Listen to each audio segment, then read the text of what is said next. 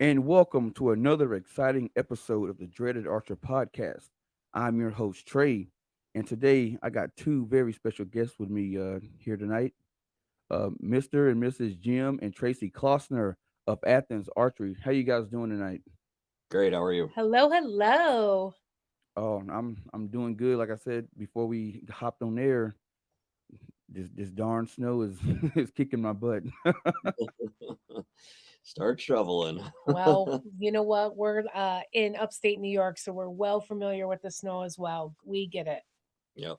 Oh, you see, I'm a Texas boy. I was born and raised in Texas, and I went to college in Maryland, so I got kind of familiar with the snow. But then I ended up moving back home, so I kind of forgot how it all went. And then moving here, it's just How'd kind you, of another wake up call. yeah, how'd you end up there then if you grew up without snow? In South Dakota, my job brought me here. They Oh, transferred okay. me. Yeah. When they hired me, they were going to send me to San Jose, California. And then like a week before I moved, they called and was like, "Hey, we made a mistake in your placement. We need to send you to Sioux Falls, South Dakota instead of California." A little bit of bait and switch. Wow. Yeah. Wow. So I was like, "Okay, but the moving truck has already taken, all my stuff." And they're like, "Well, we'll call and reroute it." I was like, "Well, hey, it is what it is." And then the first day I get here, it was November 31st of 2015, and then it was a whiteout. Yep. And And you've stayed all these years.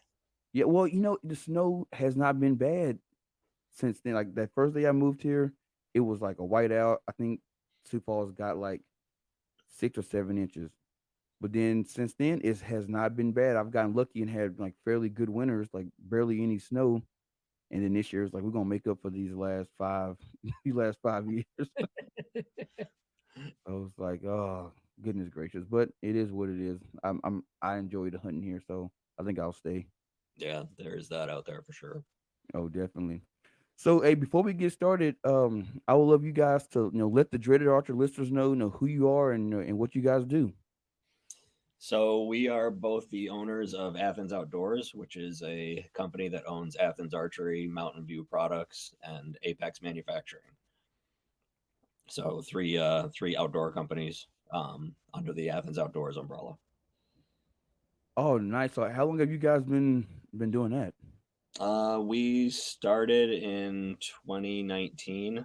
I was in the archery industry before that point, so a bit of experience there, and we've kind of, we both got differing skills in our backgrounds, so it works well in this industry.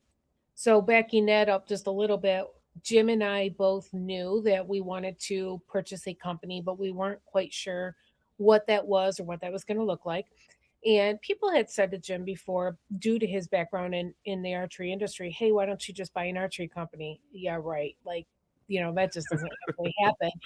So we were actually looking at some other business opportunities, and a friend came to us and said, hey, I actually know of an archery company for sale, Athens Archery. And we kind of looked at each other, especially me. I was pretty apprehensive. And Jim had said to me, you know what? Let's just fly out there. Let's hear what they have to say. Let's just be open to it. Well, we did. And we hopped on a plane and we met with the then owners. And one thing led to another. And next thing you knew, we took the company from Rochester, Indiana, and moved it to Rochester, New York, very coincidentally. And that was in, to Jim's point, that was in 2019, and it's been under our ownership since. So, how does one go about getting an archery company? You just like find one for sale and go and say, "Hey, we want to make an offer," or is it like a lot of back and forth, willing and dealing? Uh, a little, I mean, a little bit. A lot of times, that kind of stuff is held pretty Y- tight-lipped. Kind of need to Yeah, know somebody, or know of a firm that's doing it because of NDAs, and you don't want to scare off the existing customer base. So you got to be pretty cautious of what you're doing. right. So again, knowing somebody in the business or knowing somebody who is a business broker certainly helps a lot in that. I had dealt with Athens since they had started in a previous role. I'd worked pretty closely. I'd worked with the company on and off, so I had a pretty good familiarity with it. Um, And so again, just knowing the right people at the end of the day. Yeah, I do think it was a set of coincidences that we were looking to purchase a company, and somebody was aware that the company was for sale. But I don't know that it's really any different than buying any company, right? Just because it's archery doesn't make it unique from that perspective. Right. Um, we had looked at, oh gosh, we had looked at maybe some landscaping companies. I think we had looked at some convenience stores. I mean, we had looked at a whole gamut of different businesses for sale and kept looking at each other going, does this feel right to us? And nothing really did until Athens came along. Um, and even that took a little bit of convincing for me because I don't didn't come with the archery background that Jim does, but he's a persuasive gentleman. So he convinced me that we could make a go of this, and like any other company, you get your attorneys involved, and you just close the transaction. I can tell you guys now, you made the right decision going with a archery company because I'm in the convenience store business, and I can tell you now, yeah, you don't want to be in the convenience store We business actually right we now. actually looked into that, and I'm like, why in the world would we ever do this? Like, this does not seem like a great idea. And we You were really close to purchasing a convenience store. I mean, really close, but like this just one. felt right to us. Just one Just initially, one. yeah. Yeah. So within the industry, like back in the day, just having one store was good, but the way all the different contracts work with all the vendors, like I'm a tobacco vendor, so with us and like Pepsi and Red Bull and all that, one store, I mean, you can do it, but all the money is when you have like multiple stores, like the big national chains, and like all of the vendors seem to be catering to like the big chains now. So if you're like a small mom and pop or you got one or two stores, they really don't want to do business with you. And it's kind of sad because the mom and pop stores are kind of like the backbone of all these industries, and then they kind of catapulted all these stores, all these companies up, and now they're just catering to the chain. So it's kind of That doesn't it's surprise kind of me at all. it's kind of unfortunate. But you know what is nice about this is I think had we purchased any other business, whether it was a convenience store, landscaping, or there was a couple of them that we had looked at, I don't know that the passion would have been there. Um, and this is where this ended up being a really great fit for us because it's an industry, especially Jim, that we just feel passionate about. And I think that is the make or break difference. I mean, how passionate were we going to be over a convenience I store? think it would have been sold by now. It would have been sold by now. Getting up at 5 in the morning to go take care of that. Nope, I'm out. Right. Oh yeah, it I'm wouldn't be not getting good. up at 5 to go kill something. I'm not interested. Oh no, and right now it is hard to find employees in the convenience store world. It is hard, even when you're paying, 15 to $18 an hour. It's still hard to get people to even come to work now. You Mhm, bet. You mhm. bet. Unfortunately, I think that is That's not just systematic across all industries, yeah. right? That's But not I just can convenience imagine. store for sure. Oh no, it's pretty much all over the country right now. Any industry you're in. Yeah. Yep. So that's a little bit, I mean, maybe fill in one more gap of what you asked. So that's how we got into Athens. And then the second company that we started was Apex Manufacturing. So Apex Manufacturing is the portion of our company that does all decoration services. So they're a powder coating company as well as a color fusion company. So what that really means is they do all of the decorations of the bows for Athens, all the powder coat and all the camo that you see. But then we've expanded it from that and we decided that we really wanted to specialize in the outdoor industry. And so we have clients in the crossbow space. We have clients in the stabilizer space. We have clients in, I'm missing, frankly, other compound bow companies. It's a decorating and assembly, uh, contracted manufacturing services. Really, at the end of the day, it allows us to kind of pool resources and again gain that operational efficiency from having multiple customers kind of having the same employees trained to do very similar activities between them. Also, you guys just like when you guys said Apex, I thought you were talking about it's a company named Apex, Yeah. Maybe Apex, but they make like fishing lures and stuff like that. No. Nope, No. nope. Not you Apex guys. When you said Apex, like, oh, I know them. I got some of those lures downstairs, but nope, different company. nope, Yeah. different company. Different company. And then the third company that we started about a year About ago a year. Yeah. is Mountain View Products. Mountain View Products is an accessories company that the products will work with most major manufacturers. So, for example, we manufacture a line of 1 and 2 piece quivers, the Ultra 1 and the Ultra 2 piece quiver. They will fit your most of your major manufacturers like a Matthews or a Hoyt or a PSC Bowtech. Yeah. Variety of them. or an Athens, right?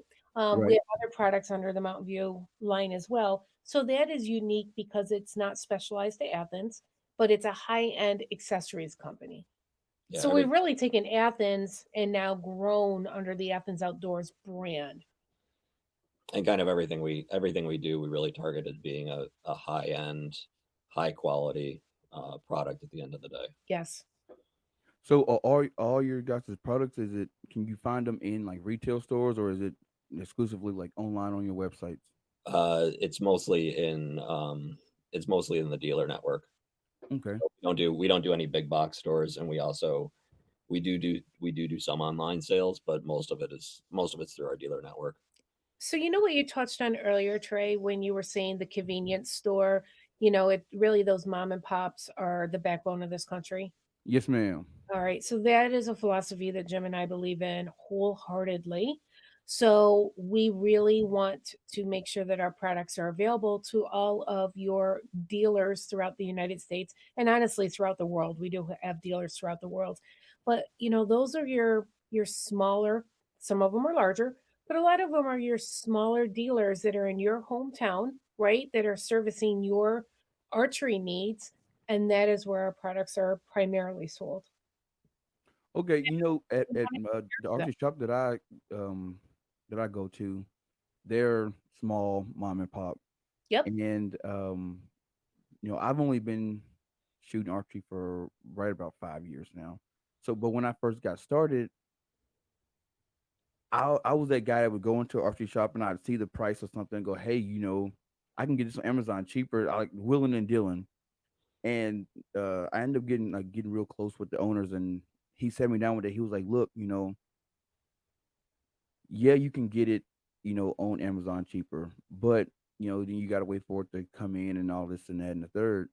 But he goes like, in the archery game, it's good to support your local archery shop because the money goes right back into the community. And like we had like a real like heart to heart, and like once I started like going there more and like helping out in the shop and volunteering, I picked up that same philosophy. Like, hey, don't go to these big box stores. Go to the mom and pop because they're going to give you, you know, that that home love when it comes to your taking care of your bow and that good customer service that you're not going to get in a big box store. Yeah, and I think that the interface between an archer and a bow is pretty important. I mean, you're interfacing with a when you're shooting a bow, you're interfacing with a bow basically in one spot, right? The grip. Um, Right.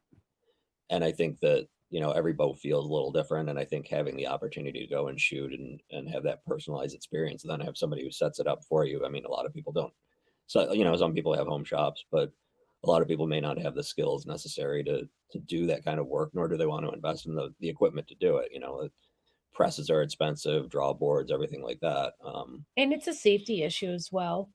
Yeah. Sure, yeah, yeah, there's a safety aspect of that because I've seen some bombs go off before where people, it, If you want to go on Amazon and we'll talk about it later, I know, but if you want to go on to Amazon and buy a book, great. If you want to go on to Amazon and buy sneakers, great. But you really should support your local archery dealer because to Jim's point, they're going to set the bow up for you. You're going to need some maintenance. You may need a new set of string and cables. You may want to go down and shoot leagues or use their range or ask them questions, right? So having your local dealer, I think, is absolutely vital. And so we're really um, careful and cautious about that. And as in philosophy, that's who we want to support. Oh, definitely. And when it comes to, your local archery shop, I know mine, if he didn't set your bow up for you, it's hard to get him to work on it, because he's like, I don't know what the last person did, Right. and I don't want to be blamed for something that I had nothing to do with. So it's definitely, going to the local your local shop and getting your bow maintenance and looked at and all that is definitely important. Sure, for sure. Absolutely.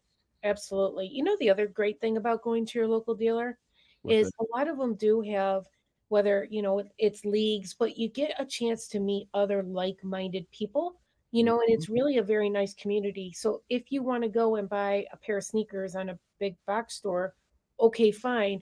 But it's kind of cool to go shoot and meet friends and people that have that same passion that you do. And where a better place to meet them than your local archery dealer in your hometown. Oh, definitely. It's the hangout spot. It reminds me of like when my Right. grandpa, he used to go to the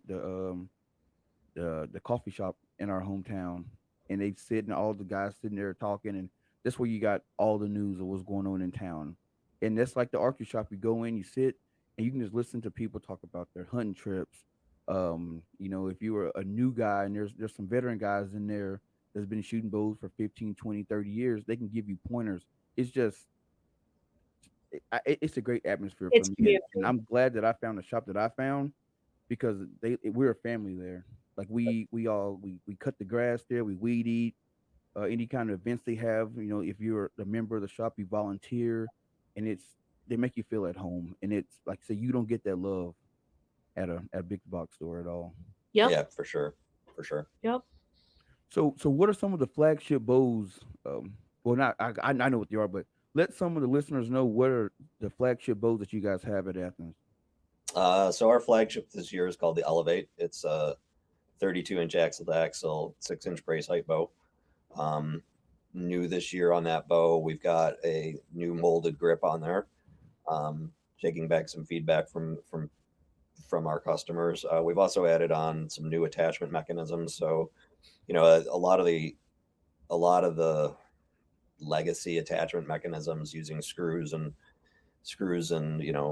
flathead cap screws and things like that to attach sights and rests are kind of, people are starting to move away from them for looking for better mechanisms to attach their accessories. So we've got the integrate rest mounting system from QAD on our bow this year. We've got a Picatinny rail mount sight, or for a sight. So there's a bunch of sight companies that are putting on Picatinny rails. Makes it really easy to put on and off your sight if you want to travel with it. Like I take mine off every time I travel. Every time I put it in a case, really, because I've had sights bent before. Um, and just kind of leveraging some of the new technology in the market. We've also listened to our customer base as well, and we've got a new mod system on there that allows a wider range of let offs with a larger pad for a firmer back wall. So And that particular feature, so we do have between a 70 to a 90% let off. That is not exclusive to just the Elevate. That is exclusive, or not exclusive, excuse me. That is across the board on all models of our bows this year. So that's new and and exciting. you can also micro adjust your draw length too. It adjusts your holding weight as well, but it'll allow you to really fine tune your draw length within almost about a half an inch of draw length. So anybody who's like slightly between, like a 28 and a half and a 29, you can really tweak your bow to get into that spec without the need of a press. And then the So other model that we offer, so we don't just have a target, or excuse me, we don't just have hunting bows. We do have a target bow as well, and that is called the Peak 38. So we really offer five different models of bows to accommodate really any archer with 20. I believe this year we're offering 20 different solid colors and camos that can be done as a mix and match option. So whatever really the archer wants, we have available. Should also throw in there too, and the Peak 38 this year also has what is called level riser technology. It's something we licensed from another company, and basically what we've done is integrate levels directly into the riser for when you're doing setup or second or third axis adjustments for target archers. There's So two levels. Yeah, there's two levels embedded right into the riser on both the X and Oh, Y. I've never heard of that. That's pretty cool. That's pretty cool. Most of the time when you're setting up a rest, right, you snap a level onto the string and, then a level on the arrow. Well, because this is machined right into the riser, you're guaranteed, horizontal positioning correctly. The string is going to have, while it should be relatively or pretty darn close to accurate, it's not 100%. It's still grabbing onto a serving. There's still a place for that level to slightly move. So this kind of guarantees position of that. So for XY adjustments on it. and we've gotten great feedback already on the level riser technology. And people are saying, well, can you put that on all of your bows? That's a genius idea. But that is new for this year. So what goes into the what goes into the process of designing and then manufacturing a bow? Oh, we're going to let Jim answer that one. That's it.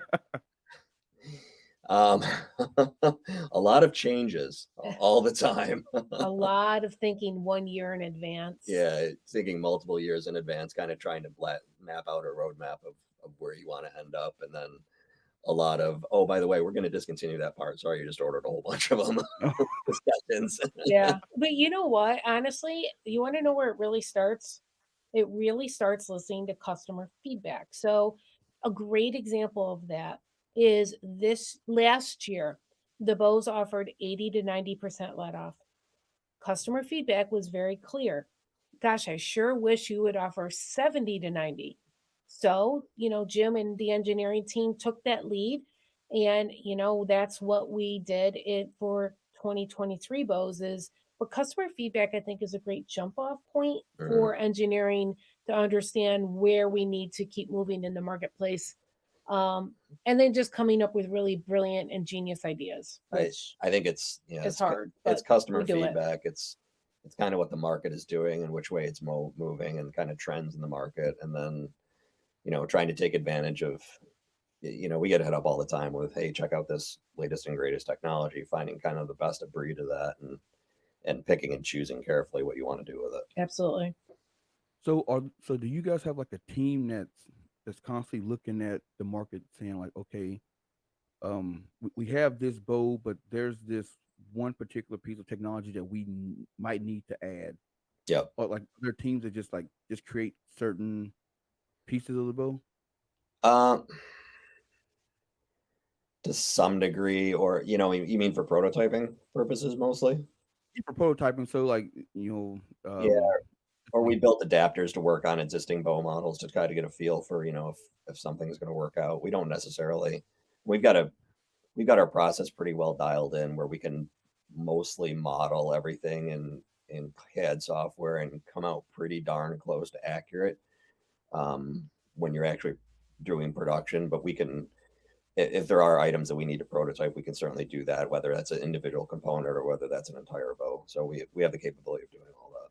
And then just a lot of engineering meetings, where we sit down and we brainstorm and we talk and, hey, is this going to work? Is this not going to work? What does this add to cost? Does it not add to cost? Just there's so many variables. But as the year progresses, that's where you take a whole funnel of ideas. And like a funnel, you start to narrow them down and go, you know what, we're really going to focus on these 2 or 3 great ideas. Maybe idea 4 or 5 we hold back for another year, or maybe we scrap it all together and then the following year we start with a fresh funnel of ideas again. Maybe 2 weeks before launch, I'm like, hey, I got a great idea. Let's do this. That's never happened. Since I've gotten deep into the archery game, one of the things that I've noticed around the industry is it seems like a company will come out with a bow. Let's say a company comes out with a bow like this November, and then it seems like a few months later they're coming out with a new bow. Like, is that because the industry moves so fast of what customers want, or is that just, hey, like we need to get this bow out on the market, but we got more ideas we want to add to another bow, and we'll just follow up in a couple months? So typically product launches in the past 10 plus years have been the October, November timeframe. Before Right. that, they all used to be held at the ATA. The ATA was the place to go and see all the new products for the year. It's after the season. It's next week, actually, in Indianapolis.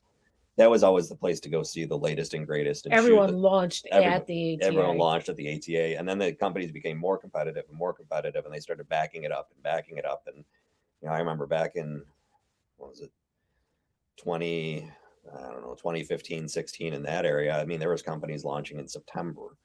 Uh, as a consumer, I'd be incredibly frustrated to walk into a hunting season and getting ready to start hunting, and somebody just drops a new bow. Like, what are you supposed to do now? You have the funds or disposable income or whatever to go buy another bow. Like, I haven't even made it through my first season yet with this one. So, Right. I still, as an archer, I still find launching in the middle of hunting season, like the past few years, everybody's been launching right in the middle of the rut, like the first and second week in November. Whoever thought that was a great idea is obviously doesn't hunt. But the problem is you either do it or you lose the opportunity to get in front of those retailers at the same time. So we're kind of forced into it. And if we could get other manufacturers to back up to the ATA to where it was, I think it would be better for the consumer as well as for the manufacturers, and as Yeah, well as for people like me who haven't had a hunting season in a couple of years because it's always the last minute. right. Yeah, it would be great if we could get back to that January timeframe, but I don't. it just hasn't happened. And then to your point, then they're like, well, they launch again a few months later. A lot of that has to do with keeping up the hype, right? Hey, Mhm. we got something new again, and drumming up that level of excitement. But I think that does work to some degree. And I do think there are some consumers that are frustrated by that because Oh, then they feel like, do I buy now? Or do I wonder and wait if they're going to do it again in a couple months and maybe I'll like that better? So I think it's frustrating for the consumer. Um, oh, yep, that's true. Because I had the same issue. Like when I bought a new bow 2 years, yeah, 2 years ago, and I'm a penny pincher, so I'm like, I really want this bow, and it came out, and I said, you know what, I'm getting it. Boom, ordered it, and then it wasn't even 3 months later, the next version came out, and I was like, really? Like I could have just waited I could have just and waited, right? and got this. So it's like, all right, come on now. Well, and every year it's they're very minor they're very minor advances in technology. Like a lot of times they're minor advances in technology. I shouldn't say that's all the time. And last year's bow is typically is going to shoot a deer the same way this year's bow will do it. Mhm. If we're talking 10 years away, that's a different story. Bows have not evolved a ton technically, but I think are far more forgiving and stable than they were years ago. It's just Smoother. smoother. You see some of that with the wider limbs that we use and the wider limb pocket stance we use. It's more forgiving bow than it would have been 10 years ago, where everybody was using a 3/4 inch limb instead of a 1 inch limb. But um, it, it is frustrating from a consumer perspective. And I think that a lot of manufacturers do it we do it because the industry is very, very cyclical. I mean, we are super busy starting in December. Well, basically whenever we launch, It's the day that we launch. we're super busy Yep. until April. Then there's a little bit of a lull, and then it picks right back up again, and then right up until the end of August, and then dies off again. You're trying to, as a manufacturer, you're trying to beat some of that cyclical part of it to kind of stabilize the business, but it is hard on a consumer. So we try to do one launch typically a year, Right. and then maybe we'll do something small at the ATA, just kind of out of respect of that heritage. But we don't. It's still typically one launch a year. It's helpful for the dealers as well. The dealers, they get a little frustrated going, am I supposed to be holding back some of my budget just in case someone launches again? Or do I feel comfortable with, hey, everyone's brought out their new product line. I've seen it. And now I know what the right thing is to order for my shop. And I know how to budget financially to order for my shop. Um, And it so from they know if it's in Athens, we're going to launch once. We've got it. We're excited about it. And we're going to be 100% all in on 2023 bows or whatever year we're in at that moment. instead of trying to, go, well, just hold on. There's yet another. I actually wish we could get to a cycle where we launched a new bow every 2 or 3 years instead of every year. I mean, a lot of it's keeping up with the Joneses because it would just give us more time for product development and we could make more serious advances during that time frame if we had the time. I mean, it's a lot of times we don't do things because we just run out of time at the end of the day. Right. Me and my buddy Rex, we were talking about this last year at last year at the Total Archery Challenge, and he was saying, I wish that a bow company would just drop a bow, say in January, and give like you said, a year, like boom, a year, and then do like a couple, maybe 2-3 years, and let that bow kind of cycle through the market, Yeah. and then come out with the new one. But I totally understand and understand like why companies keep coming out, because we do it in my industry. We'll drop a product and it won't even be out, you know, 8 months, and we're dropping boom boom two more right after that, or Mm. three Right. more, and it's like it gets overwhelming for the retailers because like, yo, I'm running out of space. I don't know where to put Right. all the stuff you keep coming out with, and I don't think customers are gonna buy it, and that's what I face in my industry is. You guys came out with this stuff. I don't know if customers are gonna buy it or not, and I don't want to invest my money in it because you guys just came out with something else. So it I can see where it gets overwhelming for the consumer and the retailer. Hello? But there you are. Oh, We yeah, covered it everything. was a little cut out. Yeah, you cut out a little bit. Yeah, it is, and I think it's driven a lot by a lot of it is competition, and I think a lot of it is people want instant gratification and new stuff all the time. Like it's just so it you I think can't we're you all on the same you're all page. on the same page. We just don't know how to get out of it. Really, at the end of the day, right? You don't know how to get out of not doing it. Oh, definitely. So you mentioned it earlier. The technology, in bows, each year there's like minor changes, but like if you look back at bows from like the 70s to the 80s, early 90s till now, we've closed that technology gap. I mean, no matter what company you go with, the technology is almost like right there. What do Mhm. you think is going to be the next breakthrough in the archery industry? Everybody kind of chases so that I mean, there's two big things that people typically chase, and that's speed and weight. I think are the big two major factors in compound bows. Everybody wants the bow that shoots 400 feet a second and weighs a pound and a half. A lot of a lot of that stuff just doesn't exist. I think we'll start to get there with some things, but it's going to involve different materials and a different technology as far as materials and things like that before you'll get there. I mean, we could make a bow that shot really fast. It would be like pulling nails out of the wall with your finger when you drew it back. It wouldn't be very friendly at all. So there's a balance between user friendly, user feel, and then trying to get the performance they're looking out of it.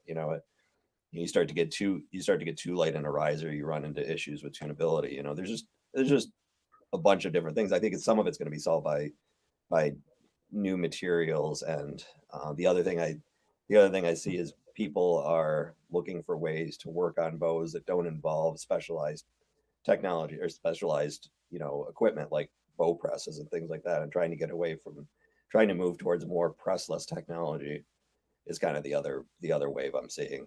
So this year we did a lot as far as attachment mechanisms. I think people are starting to move away from some of the legacy attachment mechanisms for accessories that just aren't as well suited today as they were years ago. There's just better ways to do things. So that's kind of where I see things going, I guess. Yeah, I thought that it would be something like, I guess, the bows are.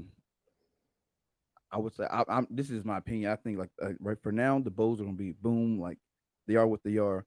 But like the breakthrough would be like in like, I guess, like the arrows and the accessories that go with it.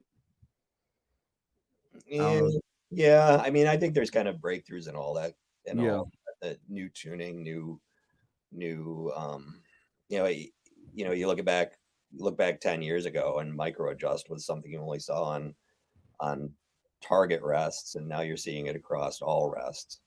And that, I don't know about you, but you ever adjusted a rest with just an Allen key before, and you get it to where it's about ready to be, and you tighten it down. You tighten it, it squirts in a different direction. You start all over again. That stuff's come a long ways from what it used to be. And a lot of those parts too are really fine, almost watch grade style parts in order to get that kind of micro adjust and micro tunability. So what do you guys do to like stay ahead of the competition? I always try to look 3 to 5 years down, 3 to 5 years out. Again, we got that short 1 year cycle.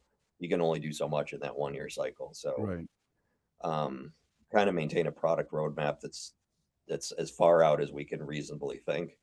Again, trying to take into account industry trends and where people are going and technology and stuff we get approached with, and having an open mind. I think yeah. when other manufacturers come to us and say, hey, we've developed this or that, are you interested in embedding that into your products? The level riser technology is one of those ideas. So keeping an open mind and listening to what other people may have come up with for ideas. It doesn't have to be all ideas on our own.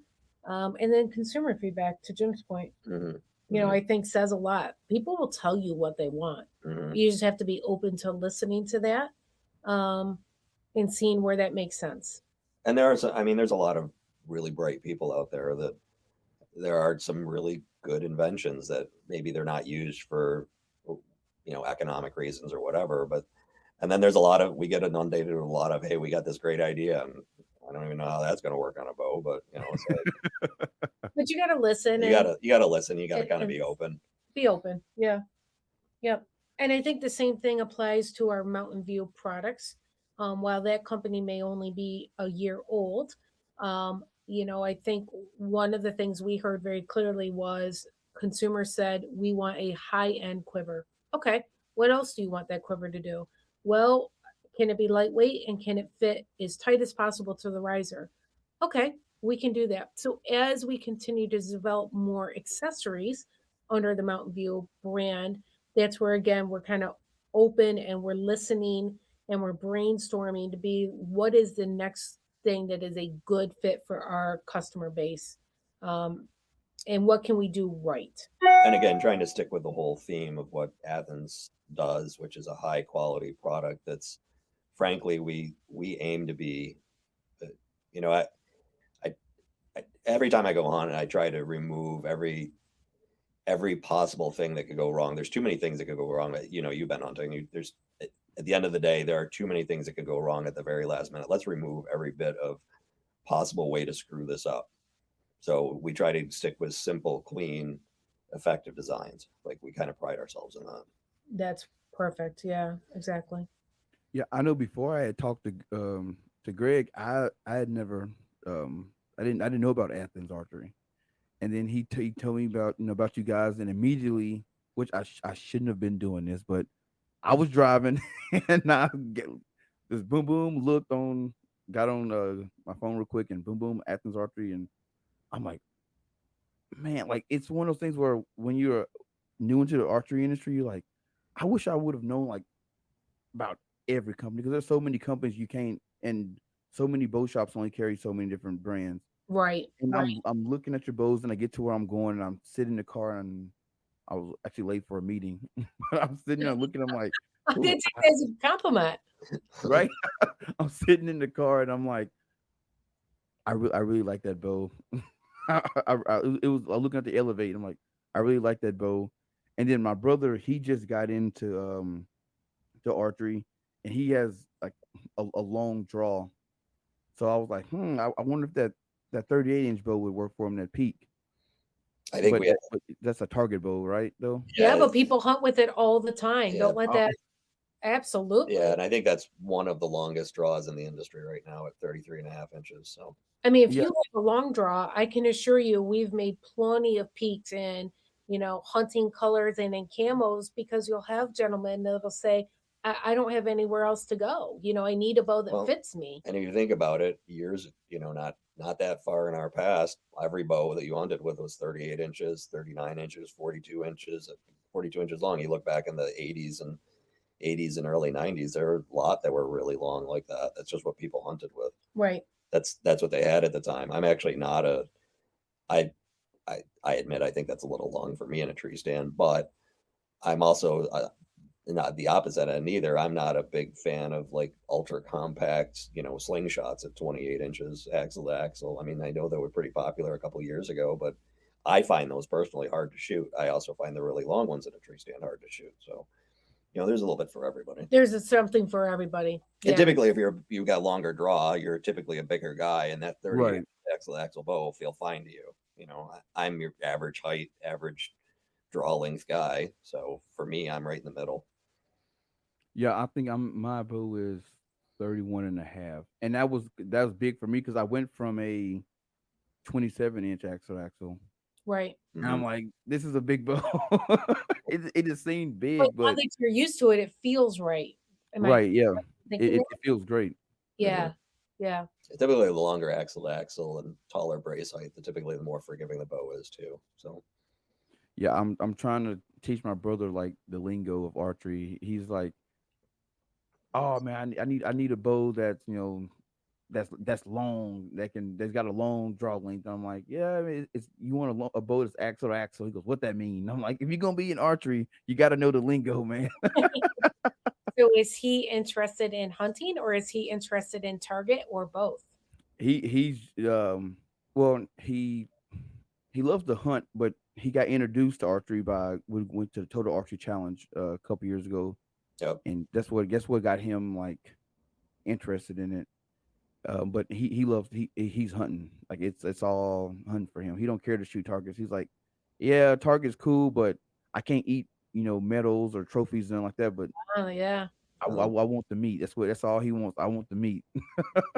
And you Yep. know what? Isn't that the great thing about being an archer is you have a way to feed your family and have fun and connect Yes, with nature. And you know what? If that is not your thing, okay, you can still be an archer and you can do the target end. I mean, it's so open to so many people, right? Um, I just think it's a really neat sport and a really neat community from that perspective. oh, definitely. And it shocked me how welcoming everybody is in the industry. So or in the sport. Because when I got into it, a lot of my friends they were like, "Man, like, you sure you want to get into archery, man? Because a lot of black guys don't shoot bow." I'm like, I don't care. So it's something I want to do, You and I bet. just started doing it, and all of a sudden I started going to all these different events, and people like, "Oh, you shoot archery? Oh, sweet!" And then we started talking, and it's like at especially the time I got started, there was a whole lot of stuff going on in the country, and it was like color didn't matter, where you from didn't matter. It was you're a hunter or not hunter, but you're an archer. You shooting bows, I shoot bows. Let's talk, and like hmm and that's all I know. Like that's what drew me to the sport. Have Yep. you ever noticed people just love to talk about whatever it is that they shot most recently or their most recent trip? I mean, there's just Yep. something where they get excited about reliving that story and sharing it with someone else. It's a great way for just people to talk. And back to what we said earlier, I think that's why local dealers are so important because it brings back that sense of community. You can walk in there and just strike up a conversation with the next person that's standing waiting their turn at the counter because you guys automatically have something to talk about. Exactly. Right. It, You've seen the memes of like the sad guy at the party. He's like, I got nobody to talk to about hunting. yeah. Yep. But that's how it is. Some places, like like before, my brother would go to me to places, and he didn't hunt, so he just kind of sit around like, bro, everybody talking about hunting and stuff, and I don't hunt, or I'm like, bro, you gotta get into it, and that's kind of what like sparked his interest in it. Fun is it is becoming, unfortunately, a little bit of a lost way of life too for people. Yeah. I don't think that people appreciate the everything's comes in a package nowadays, and I don't think everybody Hmm. really appreciates where it came from or how it got to that point. So Appreciating the meat on your table. right? And we've become a little bit of we made things too easy, I think. So Yeah, we've. I would like. I had a football coach back in high school, and he would say, "We're getting too soft. Soft bodies."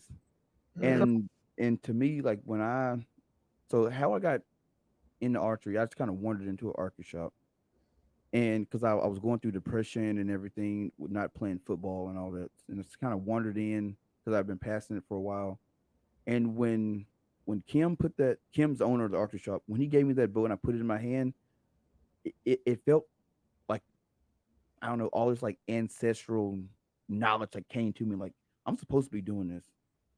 And then when I shot it, that's when I really felt it. I'm like, oh yeah, I'm definitely supposed to be doing this. And yeah, for That's many neat. people, it's a pretty cathartic experience too. yep. There's a lot of truth to that. I mean, I find a lot of relaxation in it. So I go sit in the woods a lot, and I'll have deer wander all around me, and I won't shoot any of them. I'd just rather be up there and doing Just nothing. there to watch. Yeah, There to watch, be a part of nature, just see the cycles of nature, listen, observe. And then you know what? If you can feed your family all at the same time and understand that it doesn't come in a styrofoam package, what a great sport. What other sport really does that? I I don't can't know. think of it. I can't think yeah. of it. And nobody really appreciates the sport until you're dragging a deer out across a point plowed field by hand. So your heart's pounding out of your chest, and Oh, that's the best part yeah, to me. That's funny. So That- I got one more question for you guys.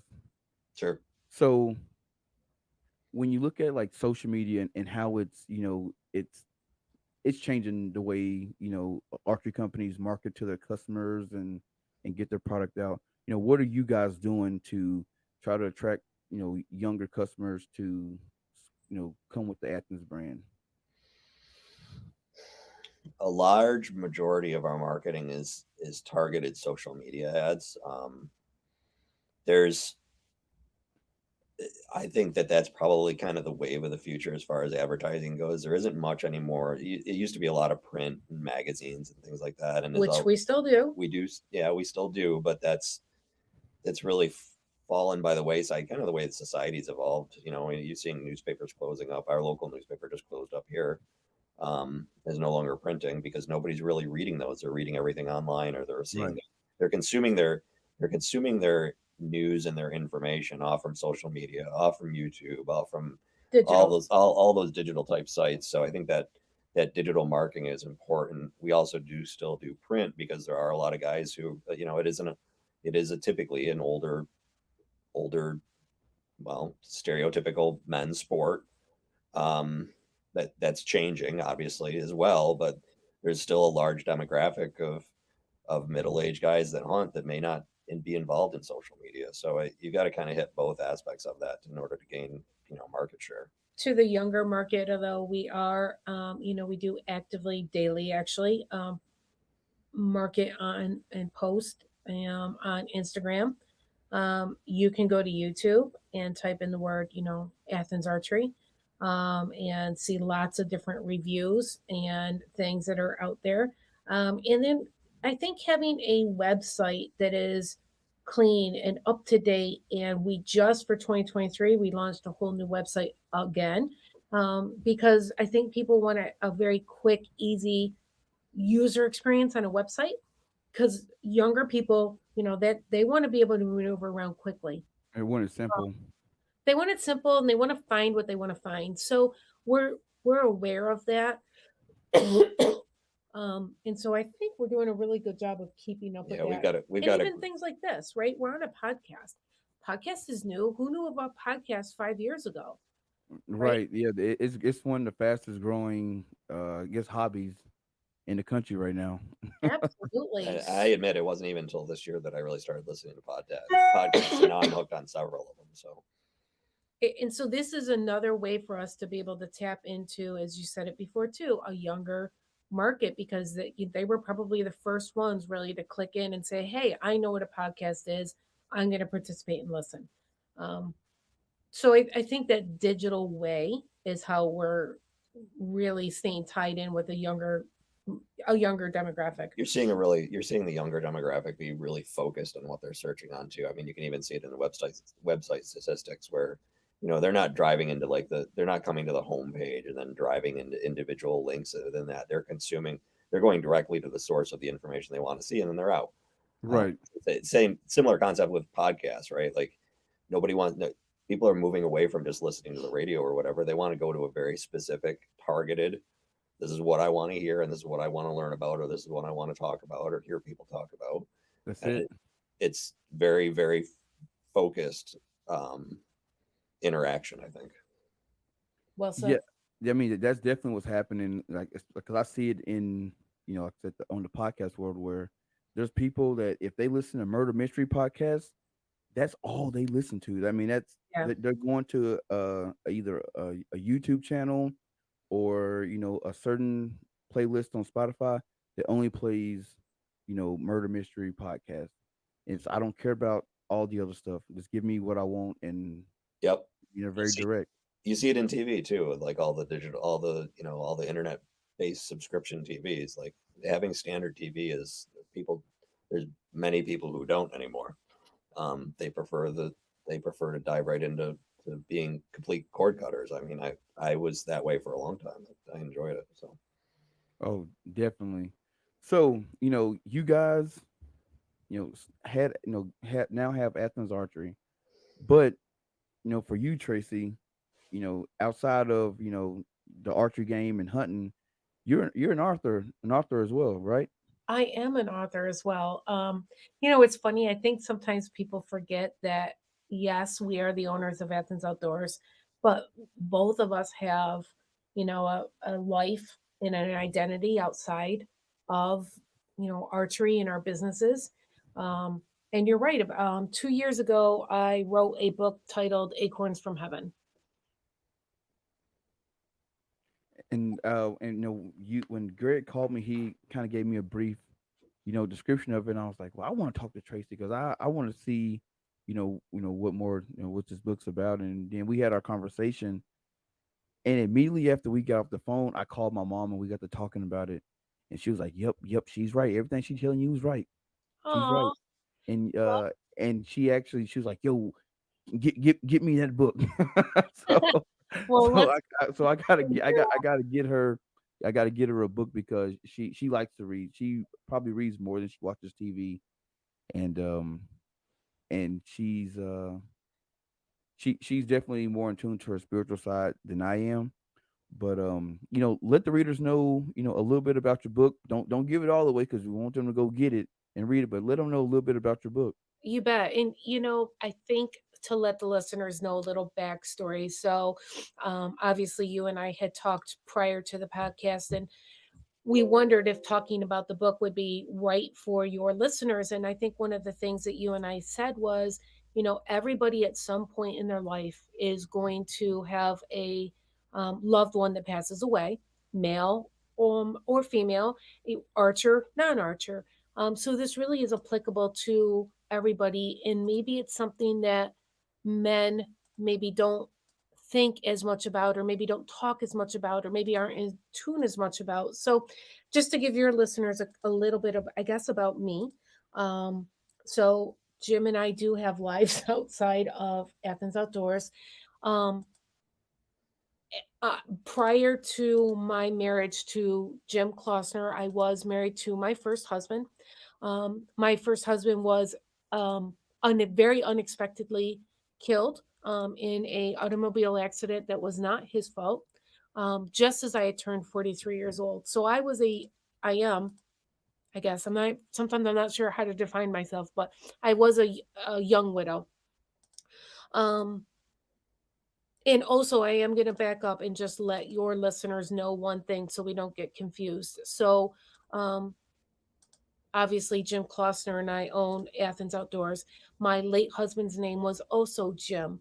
So, if I'm going to talk about both of them in the same sentence or in the same conversation, I have to find a way to let people know who I'm talking about. So, in the book, I refer to my current husband, Jim Klossner. I refer to him as J2.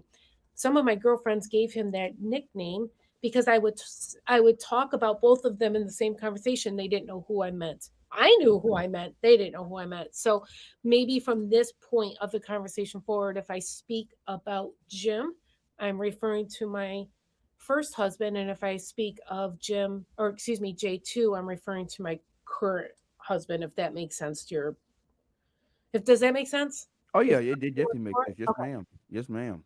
Um, so my husband Jim was, as I mentioned, he was killed very unexpectedly, and I began to receive signs from him almost immediately to let me know that he was okay, that he was watching over me. He knew what was going on in my daily life. And it took me a little bit to actually recognize those signs.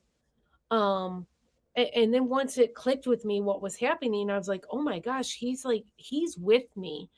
Um, about a year after he passed away, I was sleeping and I all of a sudden woke up in the middle of the night, sat straight up, and with absolute clarity, I realized I was going to write a book.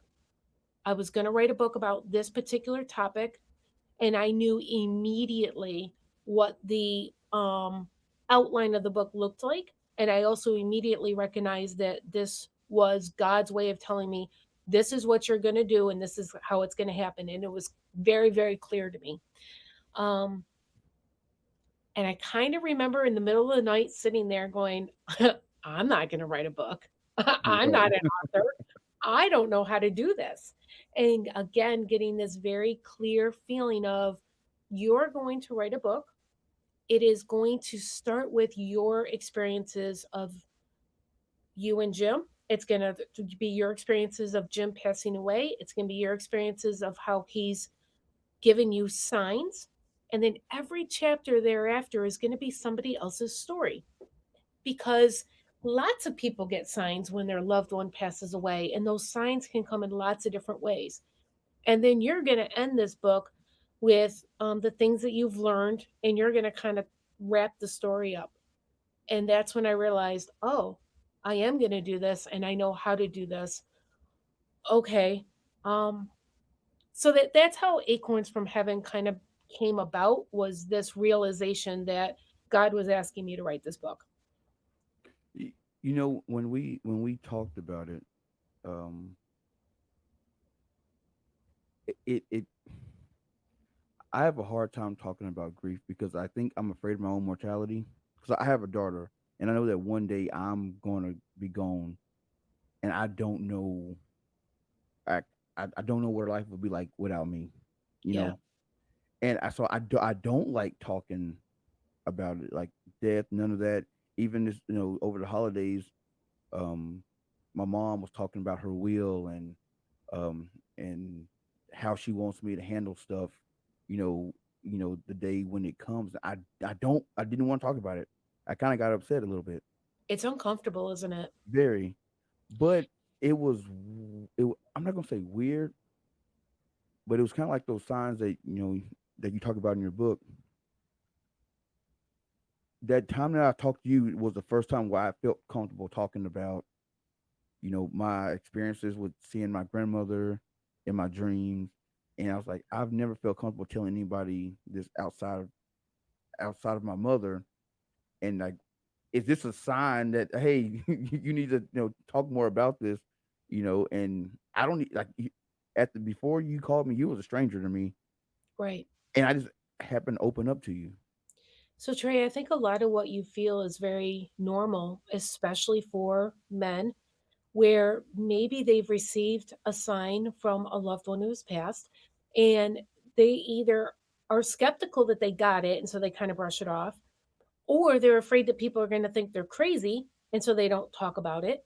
Or as men, you kind of bottle up your feelings anyway, right? Right. So I think one of the really neat things about this book, if nothing else happens, I would like people to read the book and to hear this podcast with one big message, and that is our loved ones have the ability to be around us after they have passed away. and oftentimes are trying to let us know that they're there with signs. And we have to be open to the idea that that can actually happen, and keep both of our hearts open, but also our eyes open, so that when that sign comes to you, you recognize it and you're like, oh, that's mom. Oh, that's grandma or grandpa or my brother or my sister, or in my case, my husband.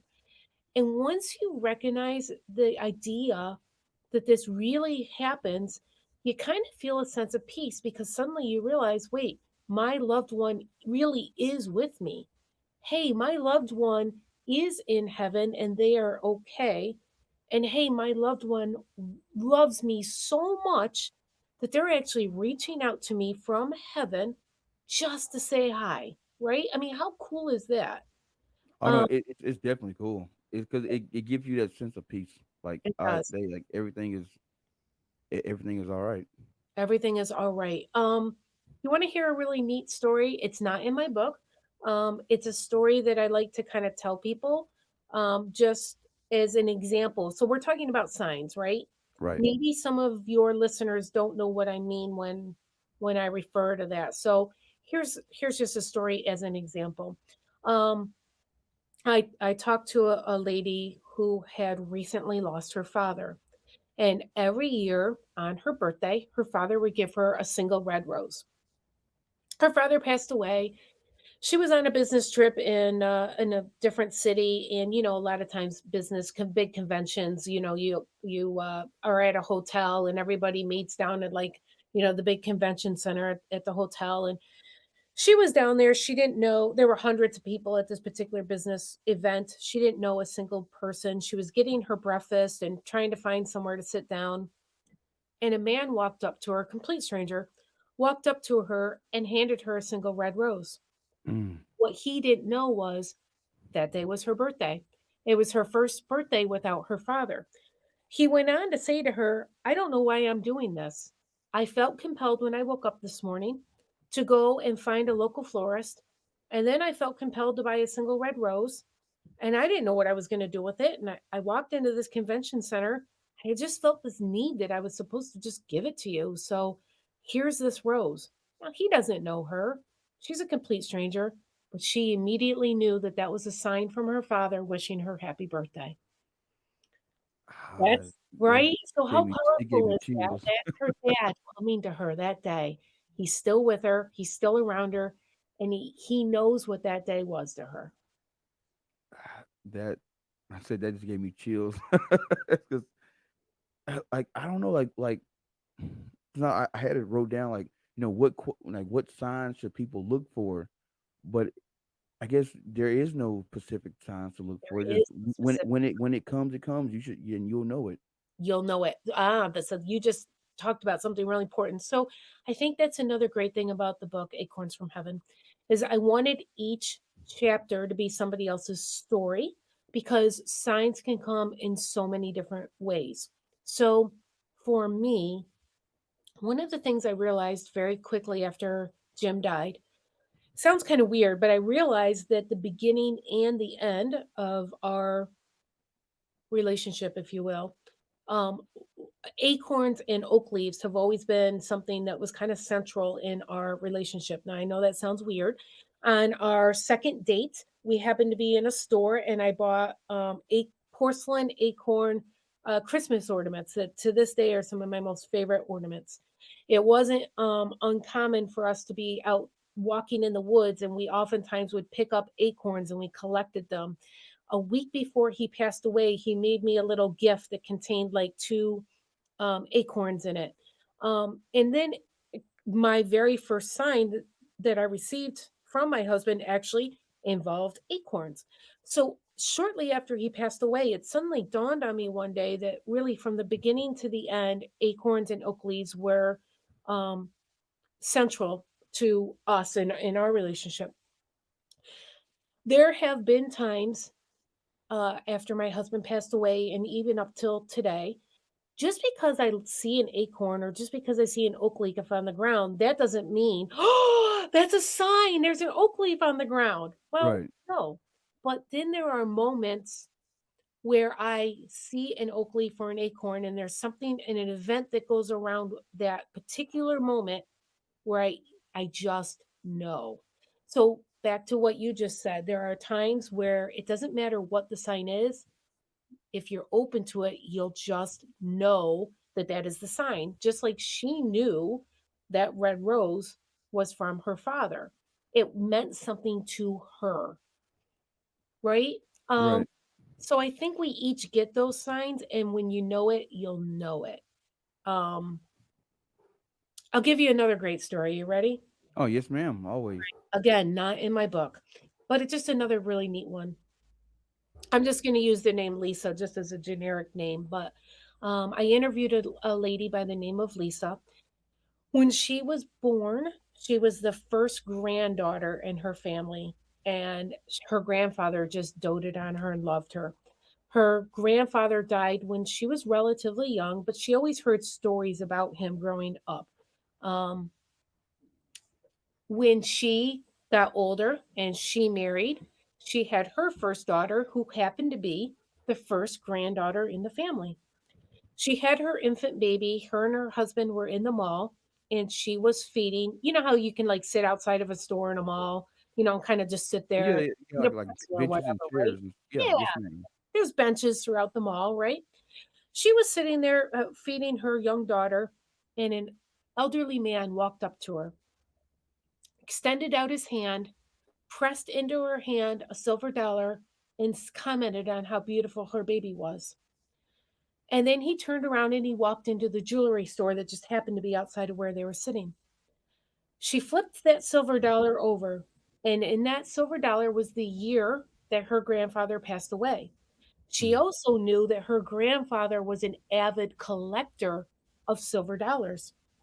Her husband jumped up to kind of be like, "Well, what the heck? Who's this old guy, pressing a silver dollar into my wife's hand and commenting on our beautiful daughter?" He runs into the jewelry store to go say something to this elderly Oh, man. no. He wasn't there. He There wasn't was there.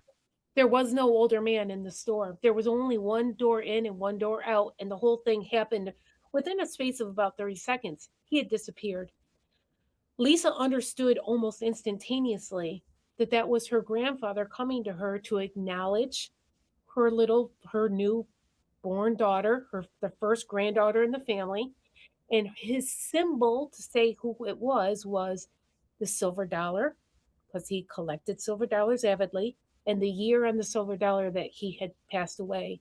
Now, anybody else could have done that and it wouldn't have meant anything, right? But Right. she knew immediately that was a sign. She knew that that was his way of coming and saying, "I see you, I'm in your life, and I recognize your daughter." It's one of those things where, like, do you think that? I mean, are there people out there that get scared when they get those signs? Because I know when I got my sign, it put me at peace. But are there people out there that you've spoken with that it kind of freaked them out or it scared them? I think most people know, because you get a sense of peace with it, and just a sense of being loved, because that person made an effort to come and reach out to you. Do I think some people are a little freaked out or a little scared? Yes, if maybe it's their first realization of, "Oh, I didn't know there was such a thing as a sign. Oh my gosh, I think my dead whomever, relative, loved one, just came to me." Sure, can that be a little bit of a jolt? Can that be a little scary? Absolutely. But if you know that the idea of signs are a thing, I think when it happens to you the first time, you don't necessarily feel scared about it. Um, I think in your experience, you didn't maybe necessarily know that receiving a sign was a thing, right? No, I didn't know at all. So honestly, to me, it felt at the time I thought it was a nightmare Sure. because if all the listeners know who don't know, so I attended the United States Naval Academy. That's where I went to college, and I did not like it there. I hated it. I love playing football, but as far as school, I absolutely just hated it. And I at the time my mom and dad were going through divorce. I was trying to like get some kind of validation from her, like, hey, like, mom, I don't like this place. Can I leave? And I was just looking for her to tell me, yes, you can leave. But she was like, no, stick it out. And then like my dad, he wasn't really like, you know, talking to me. Not that he wasn't talking to me, but he was going through so much at home that it was like, hey man, just stick it out. Like, I don't got time. I really don't have time to be talking to you about should you be going to school or not.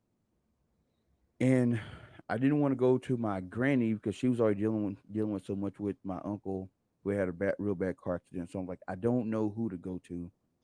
And one night I'm sleeping in my bed or in my bunk, and it's like I woke up and I can't remember. It was like late at night, like probably 2, 3 o'clock in the morning, and I just felt like somebody touched my foot, and you kind of jump up and my great grandmother. I call her my grandma, but she's my great grandma. I was raised up with her. I lived with her from the time I was born to the time I was in 5th grade.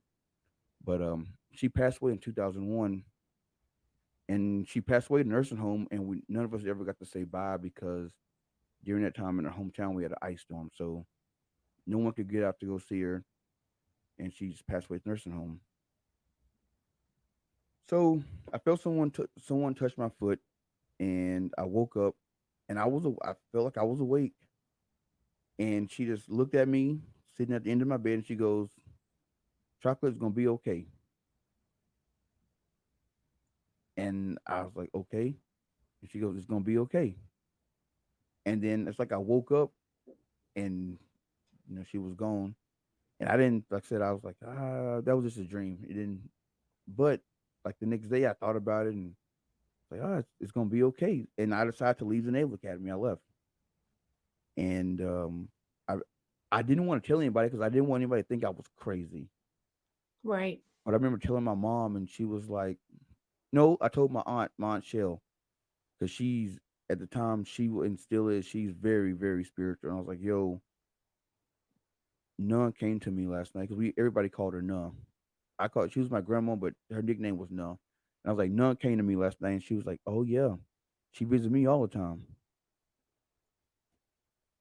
And I Isn't was it like, neat? yeah, but it scared me a little bit, and I was like, Sure. okay, like so it started like every night I would go to sleep. After that, I wait for her to come back, and she never. That was it. That was like her last thing to me. Like, hey, it's gonna be okay, and that was it. And And it gave you that validation that you needed, that you were gonna make the right choice and it was gonna be okay, right? that's it. Yeah. Yeah, I And think that's so interesting. so yeah, but at the time I didn't believe in any of that stuff. Like before that, I wasn't super spiritual. I'm uh I wouldn't say I'm religious, but I wouldn't like strong into it. I'm a believer, but I was just like that. I feel like she was saying everything's gonna be okay. It wasn't just about the Naval Academy. I think it was just about also about like everything else in your life. Like, hey, if you leave here, everything's gonna be okay. But also, everything's okay with me. I'm fine. Everything's gonna be okay with the family. Your mom and dad is going through what they're going through. Everything's gonna be okay. Nick and Tristan, they're gonna be okay. Your Mhm. Uncle Chris is gonna be okay. Granny gonna be okay. And it's Mhm. like, all right, everything's gonna be okay. Right. And that's just, and even like whenever, anytime I say everything's gonna be okay, my mind immediately goes back to that memory, that moment. And I think you're doing such a great service to all of your listeners, because I'm going to go out on a limb here and say that probably um, most of the demographic that's listening to this podcast right now are men. And again, what we talked about, maybe some men don't know that signs are a thing. Maybe some men do, but they're afraid to talk about it. And by sharing your experience, as another male, I think you're doing really all of your listeners a big favor to be able to say, yeah, you know what, guys, it's all right. We can talk about these things, and um, be open to it, because maybe it already happened to you, or maybe it could happen to you, someday in the future. But just be open to it, because it's a thing. It's real. Oh, definitely. And I know I just like I said, talking with you and sharing that story with you the first time, that was like the first time I had shared it with a stranger. I've never told anybody that story, and I was like, "Why am I telling this lady this story?" I am And I so don't and I don't even know her like that. honored. You know what, Trey? I'm so honored. Thank you. And now, you said that I couldn't give the book away, right? I mean, if you want to, you can, but I would say like leave some for the readers. I'll tell you that, for those that are interested, so J2, or Jim Klossner, my current husband, um, he is actually in the book. So he actually had an experience, with my late husband. It, interestingly enough, has a little bit to do with hunting, and interestingly enough, has a little bit to do with, acorns and oak leaves. So you'll have to read the book to find out. Um, I do want to give, my Jim J2, some props, because he met me at a difficult time, and I was in the middle of writing the book. I finished the book after we were married, so this book took me some time. Um, I actually interviewed people from around the world, and it just took me some time to write the book. I didn't know what I was doing. I would start and stop and start and stop, but um, Jim Klossner has stood by my side while I wrote the book, and even now, I'm sure it's not easy necessarily for him to listen to his wife speak about her late husband in the way that I do, but he understands the fact that I'm a widow, and he's always been strong and by my side. So, um, just want to say thanks for that. Welcome. I was gonna say he's nodding his head. That doesn't work really well on a podcast. So I don't know. I will say that, the book is actually written in my, late husband's last name. One, out of respect to him, and two, because I started the book, before I became Tracie Klossner. So, it's Acorns from Heaven. It's written by Tracie Savolainen. You can find it on, Amazon or on Kindle. It's a pretty easy book to find from the perspective of, other than the fact it says Acorns from Heaven. It literally has a picture of two acorns on the front. They are green and blue acorns, and the book actually explains why that is significant. Um, and it's just really stories, from those who have received signs from loved ones that have passed away, and it's just not all about me. So I think it makes it really interesting. Oh, that's nice. And I have a question for you, Tracy. Yeah. So, after writing the book, like, do you have what is do you have a better understanding of like how people deal with grief and death? Oh gosh. I'm actually going to say this maybe wasn't as much about writing the book as it was my own personal experience. Um, my personal experience was right after my husband died. I do think there's a little bit of a difference. And so I'm going to say this with a caveat. I think if you are, let's say, an older person, and you understand that this is part of the natural life cycle, it's a very difficult experience, but it is something that, let's say, you would expect. As a young widow, I found it incredibly hard, because there was almost nobody for me to talk to that I felt truly understood what I was going through. Um, I tried finding some support groups of other young widows, and widowers. Um, I also had some people tell me, you really need to seek therapy. I didn't do that at first. And I also had people that told me, your first year, you're probably not in a, right frame of mind, and you may go a little crazy, and that's okay. And I found all those things to be true. I was in a very ugly place, really, for my first year, as I really worked through a lot of grief. Being 43 and suddenly by yourself when that isn't what you expected, I found to be hard. The thing that worked best, I think, for me, I did at 10 months in, I realized I desperately needed therapy. So for me, therapy and starting to talk about my grief was helpful. The next thing that was helpful, frankly, was knowing that Jim was still around me and that I could talk to him. I knew he could hear me. I knew he knew what I was going through because I kept getting signs from him. So that really helped me with my grief. Oh my gosh, he's okay. Oh my gosh, he's like really here with me. I didn't actually lose him. That helped.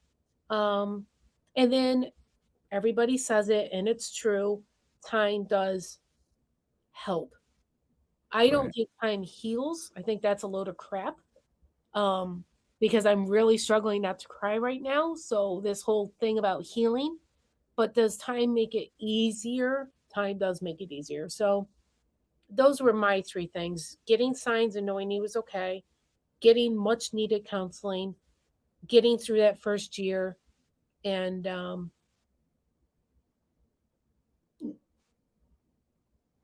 yeah, I think those are the things that helped me the most.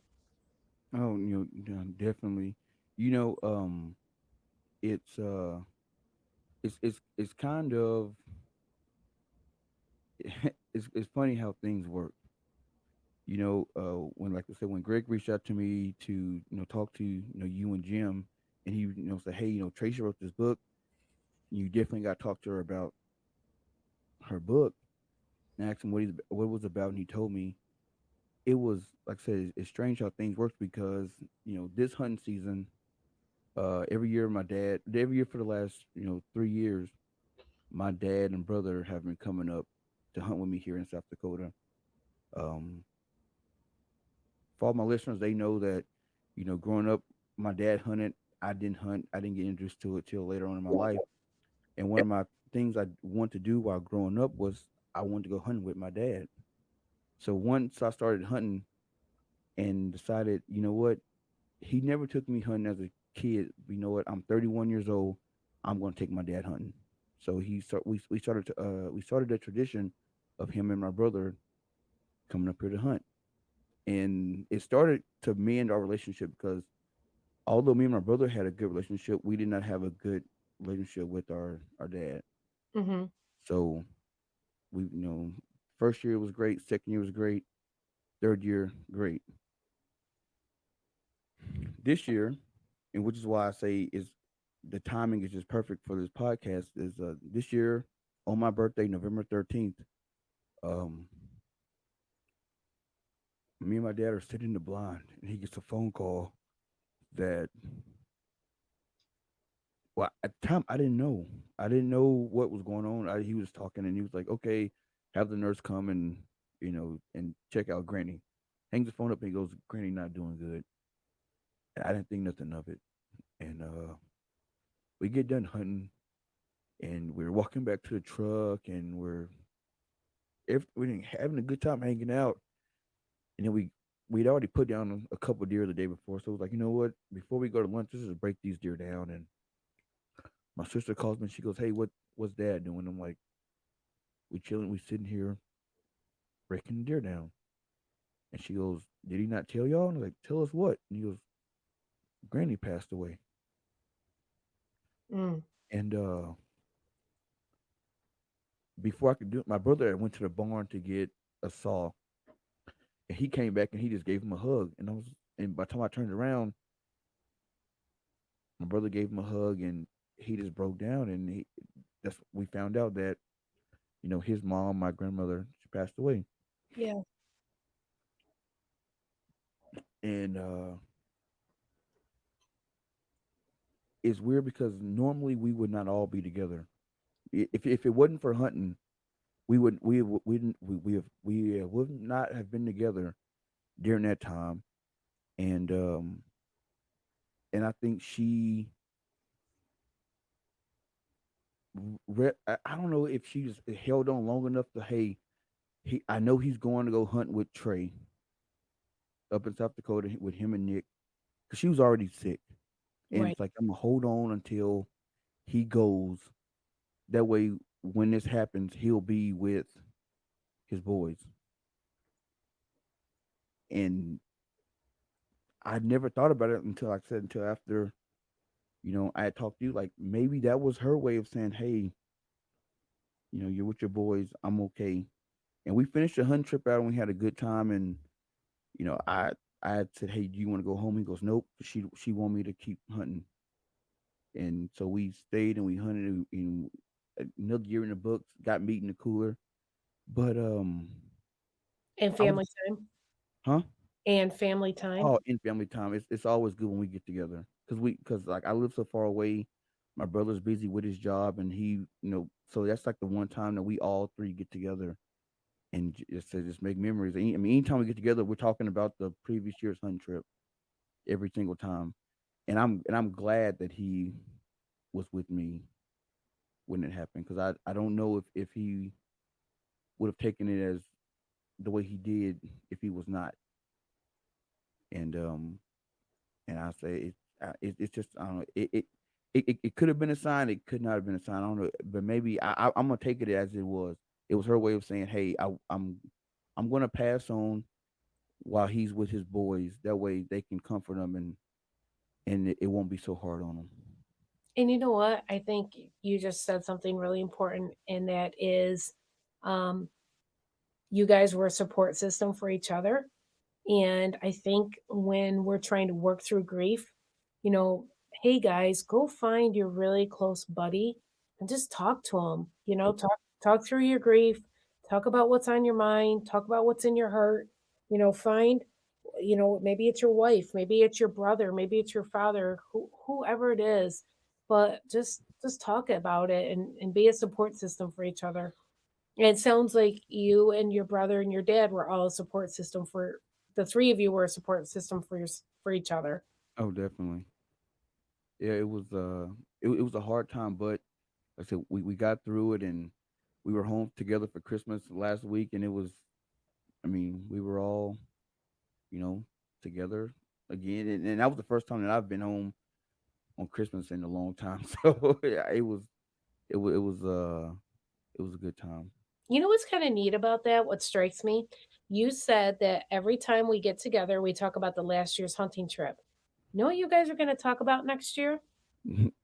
This year's You're going to hunting talk trip. about your grandma, right? You're going Exactly. to keep her alive. You're going to talk about her. And, it's kind of a neat way of remembering her when you guys are all together. You guys are going to remember her. Hey, we were hunting, when grandma passed away, but you're talking about her, you're remembering her, you're going to share some stories. You're keeping grandma alive and together with you guys in your own unique way. I think that's special. Oh, definitely, and that actually brings me to my one of my last questions for you is, You you know, bet. how does how should people honor their loved ones after they've passed on? So that's a great question. My therapist wanted me to do this, that, and the other thing. And for me, what I have found is st- I do it two ways. The first way I do it is I am not shy about speaking about um, my husband. So um, I am very lucky that J2 is respectful of that and he lets me talk about him. We have pictures of him and I in the house together because I'm not going to deny the fact that I was married. I was happily married. So I think one way to honor whomever it is to talk about them, right? And not to kind of like I don't want to say forget about them, but if you talk about them, it's a way of just saying, "Hey, you're important enough to me still. I'm still going to talk about you." Right. I think that is one way, and then for me, the other way is I still talk to him. So, going back to the idea of getting signs. If your loved one can come back to you from heaven and give you a sign, they're obviously around you, right? If they're around you, talk to them. And so there are times when I feel like I need to get another sign. Sometimes I do, sometimes I don't, but I talk to him knowing that he is present in my life and can still hear me and it wants to be involved. So involve your loved one. They may be on a different plane, they may be in heaven, but you can still involve them. Right. I think those are two really great ways of honoring them and letting them know you're so loved, you're still a part of my life. Hey, I think that's that's the best way to wrap this podcast up. Uh, you know what? I thank you so much for having me on from the perspective of talking about my life outside of Athens and, about the book Acorns from Heaven. And thank you for having Jim and I on from the perspective of Athens Outdoors and our companies and what we do together in our working life. So thank you. I really enjoyed this. Thank you, Troy. Hey, no problem. Hey, I want to thank you guys because I know it's a busy time of year for you guys. With ATAs coming up, and I'm just glad you guys were able to take some time out of your day to sit and chat with me. I Oh, really enjoyed happy it. to. We're so excited about ATA. And, for anyone that maybe isn't familiar with Athens or with Mountain View products, obviously athensarchery.com. And then Mountain View is Mountain View Products LLC.com. Um, and then Acorns from Heaven, like I mentioned, is Amazon or Kindle. So just happy to be your guest. Oh, definitely, and I'll definitely tag you guys in the description of the podcast so people can go and check out all your amazing products and and let people know where they can find you on social media as well. All right. Absolutely. And Absolutely. and So we do have an Athens Archery Facebook page. We're on There's Instagram. We're on Instagram. There's a Facebook page. There's a shooters page as well. Yeah, we have the Athens Archery Shooters Facebook page. It's a group. It is the nicest group of men and women. Everybody's super helpful. Um, I don't think we could be more proud of a community because everybody is so friendly and so helpful and so nice. You'd be hard pressed to find anybody to say as anything negative about anything on that. So that's another great way just for people to get plugged in. Even if you shoot other brands, other bows, come join us over at Athens Archery Shooters Facebook page. all for sure, and I'll definitely put that in the description so get people over there and because any place where archers are getting together and talking about archery, You bet. hunting, target shooting, anything 3D, it's a place I want to be. So I'll definitely be joining in. Thanks, Trey. Sounds good. For Thanks, Trey. sure. Hey, and with that being said, this has been another exciting episode of the Dreaded Archer Podcast. I'm your host, Trey, and we are out. Bye. Bye.